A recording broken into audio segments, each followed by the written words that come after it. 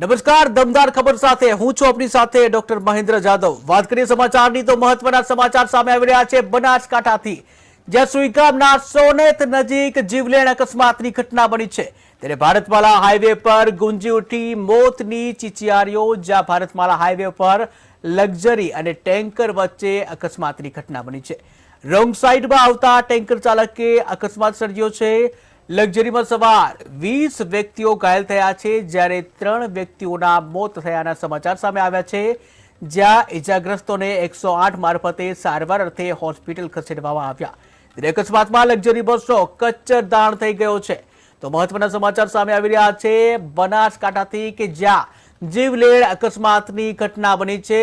બનાસકાંઠાના સુઈગામના સોનેત નજીક આ અકસ્માતની ઘટના બની છે। સુઈગામના સોનેત નજીક જીવલેણ અકસ્માત થયો છે। ભારતમાલા હાઈવે પર મોતની ચીચિયારીઓ ગુંજી ઉઠી હતી, જ્યાં ભયંકર અકસ્માત થયો છે। ભારતમાલા હાઈવે પર લક્ઝરી અને ટેન્કર વચ્ચે આ અકસ્માતની ઘટના બની હતી, જ્યાં તમે જોઈ રહ્યા છો કે જે લક્ઝરીની શું હાલત થઈ ગઈ છે, કચ્ચરદાણ થઈ ગયો છે। ત્યારે ભારતમાલા હાઈવે ઉપર જે મોતની ચીચિયારીઓ ગુંજી ઉઠી હતી। ત્યારે આ સાથે જ સુઈગામથી સંવાદદાતા દશરથ ઠાકોર જોડાઈ ગયા છે। જી દશરથ, વાત કરવામાં આવે સુઈગામના સોનેત નજીક જીવલેણ અકસ્માતની ઘટના બની છે, શું છે વધુ વિગત? જણાવી દઉં કે ગઈ રાત્રે લગભગ 1 થી 1.5 વાગ્યાની આસપાસ અકસ્માત ભયંકર થયો છે।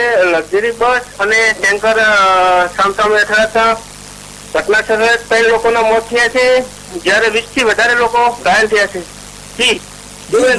જી રોંગ સાઈડમાં ટેન્કર ચાલક આવી રહ્યું હતું, અકસ્માતની ઘટના થઈ છે, ત્યારે આ અંગે શું કાર્યવાહી કરવામાં આવી? મહેન્દ્ર, જણાવી દઉં કે હાલ તો તમામ લોકો જે ઇજાગ્રસ્ત હતા રાતે 108 મારફતે સરકારી દવાખાને, નજીકના સરકારી દવાખાને થરાદ, ભાભર, સાથે સાથે Suigam police, Bhabhar police, Tharad police ઘટના સ્થળે આવીને તમામ લોકોને બચાવની કામગીરી હાથ ધરાઈ છે। જીવેન્દ્ર જી દશરથ, સમગ્ર માહિતી બદલ આભાર।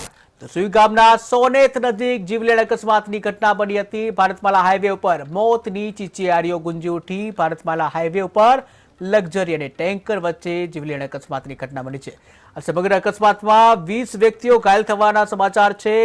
3 લોકોના મોત પણ નીપજ્યા છે। તમામ ઇજાગ્રસ્તોને 108 મારફતે હોસ્પિટલ ખસેડવામાં આવ્યા છે। અકસ્માતમાં લક્ઝરી બસનો કચ્ચરઘાણ થઈ ગયો છે।